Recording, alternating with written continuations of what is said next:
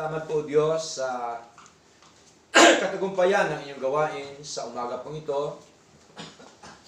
Salamat po Ama sa inyong pong mga salita na nagbigay sa amin ng comfort, kapayapaan, at nagbigay sa amin ng pag-asa sa aming paglilingkod na ito, Lord.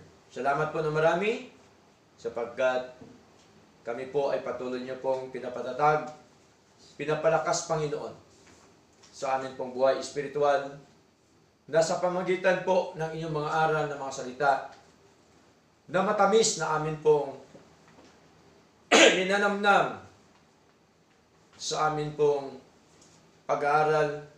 Tunay nga po, Diyos, na ito po ay nakakapagbigay sa amin, Panginoon, ng encouragement sa aming paglilingkod na ito. Salamat sa inyong mga pagkapala, sa inyong paalala sa amin, sa inyong pagbibili na Lord God.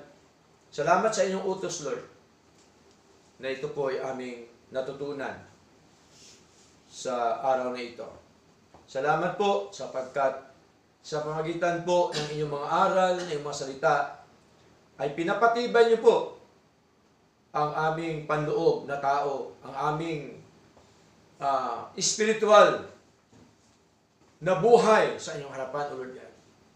At salamat sa kapayapaan na inyo pong ipinagkalob sa amin. Nawa, Panginoon, sa araw-araw po naming buhay, kami pong lahat nawa ay inyo pong iligtas sa anumang kasamaan sa mundong ito.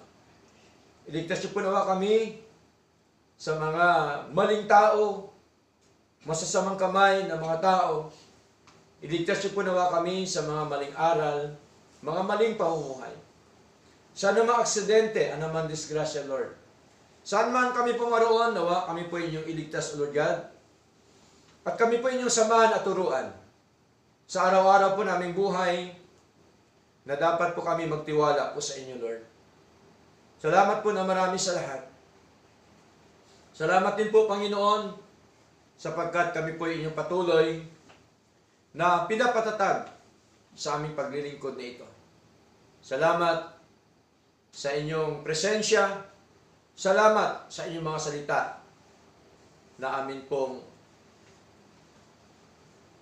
napagnilinilayan sa umaga po ito. At amin pong patuloy na dinudulog po sa inyo, Panginoon, na nawa patuloy mo kaming lahat buklurin ng inyong pag-ibig.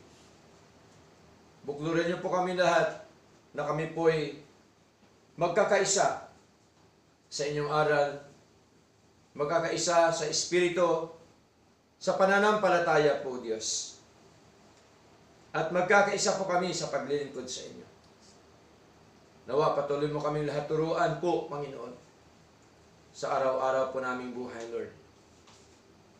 Sa mga trabaho, negosyo, mga kabuhayan na pinagkalin po sa amin. Nawa, patuloy niyo po nawa itong pagpalain po, Diyos. Nawa, Panginoon, iligtas mo kami lahat sa anumang kaguluhan ng mundo. Iligtas niyo po nawa kami sa gutom. Iligtas niyo po kami sa anumang kasamaan, sa anumang ginagawa ng mundo, Panginoon. Kami po nawa inyo ibukod, O Diyos.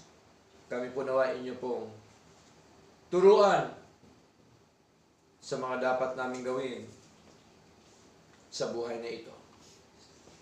Salamat po na marami. Kami po, O Diyos, ay tunay na nagtitiwala po sa inyo. Tapat po kayo, O Diyos, sa inyong mga pangako. Hindi po kayo nagkakamali sa inyong mga sinasabi. Marami po kayong sinasabi, Lord, sa banal na kasulatan, na nangyari na at iba nangyayari pa lang. Kaya amin po itong pinagtitiwalaan, amin po itong sinasampalatayanan na mga bagay na ito, Diyos, ay tunay nga po sa aming mga buhay. Salamat po na marami. Nawa, kilusin niyo po nawa ang lahat ng mga kapatid na kami po nawa ay Huwag mapagod. Huwag maglulupaypay. Huwag manghina sa amin pong paglilingkod sa inyo. Magpatuloy nawa kami, O Diyos, hanggat kami nabubuhay sa mundong ito. Hindi namin po ito, Lord, magagawa kung wala po kayo sa amin.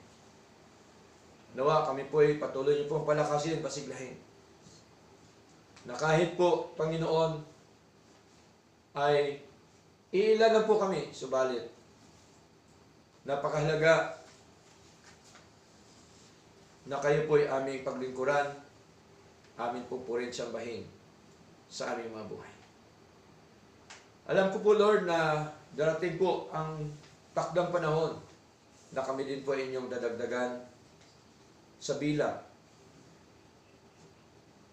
sa inyong katakdaan, sa inyong nais po, Panginoon. Kaya, Panginoong Diyos, kami po lahat nawa inyong gamitin, kasangkapanin po, Diyos, na magbahagi po inyong mga salita. Gamitin niyo po nawa kami lahat na kami po ay maging alulod ng inyong pong pagkapala po, Panginoon. Kilusin niyo rin po nawa ang bawat gawain, ang Bible study, kanila Sister Marilyn, magpatuloy nawa. Kilusin niyo po nawa ang mga kapatid na amin po nakasama sa Bible study, gayon po sa mga gawain at mga gawain pang inyong bubuksan, Panginoon.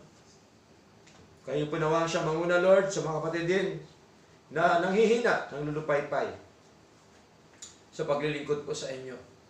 Nawa, O Diyos, sila po inyong pagkaluban ng panibagong lakas, sigla, na sila po nawa, O Diyos, ay mapatuloy po sa paglilingkod sa inyo, Lord. Ano man ang mga balakid hadlang sa kanilang mga puso, sa kanilang mga buhay, sa kanilang relasyon sa inyo, Diyos, nawa, kayo po nawa ang siyang mag-ayos, manguna, at kayo po nawa, O Diyos, ang siyang kumilos sa kanilang mga buhay po, Lord. Magkaroon po nawa sila ng kapasako po sa inyo. Pagpapakumbaba kami pong lahat sa inyong harapan po, O Diyos. Salamat po na marami, O Lord God. At tunay nga po na napakabuti niyo po. At ganyan po, O Diyos, bawat gawain sa iba't ibang church, kayo din po nawa siyang manguna at magpala, Panginoon. At kayo po nawa ang siyang manguna sa ginanap ngayon na Thanksgiving sa Cavite, Lord. Patuloy mo sila pagpalain. At ganyan po sa gaganaping Thanksgiving doon sa Tugigaraw, kayo din po nawa ang siyang magpala, O Diyos. Salamat po, Lord God, maging po sa aming mga kaloob na ito. Panginoon, nawa, inyo po itong basbasan, O Lord God. At batid niyo po, Panginoon, na ang aming pagbibigay na ito ay galing po sa aming mga puso. Sapagkat ito po, Diyos, ang kaakibat ng aming pagsamba. Kasama po ito sa aming pagsamba na meron po kaming i-offer sa inyo, Panginoon. Na ito po yung mga bito kapala na inyo pong ibinigay sa amin na sa din namin i-share sa inyong gawain po, Diyos. Salamat po na marami, O Lord God. Sa mga kapatid na may mga sakit karamdaman, kayo po nawa siya magbigay ng kagalingan, Lord. Sa mga kapatid na nag-virtual worship, kayo din po nawa siya magpala. Sa mga kapatid na walang hanap buhay, nawa, pagkaluban nyo sila hanap buhay, Lord. Salamat po, Diyos. Tunay nga po, nasa in lamang po, Diyos, ang lahat ng karangalan at kalatian. Sa pangalan po ni Jesus, ito po ang aming dalangin. Amen. Amen.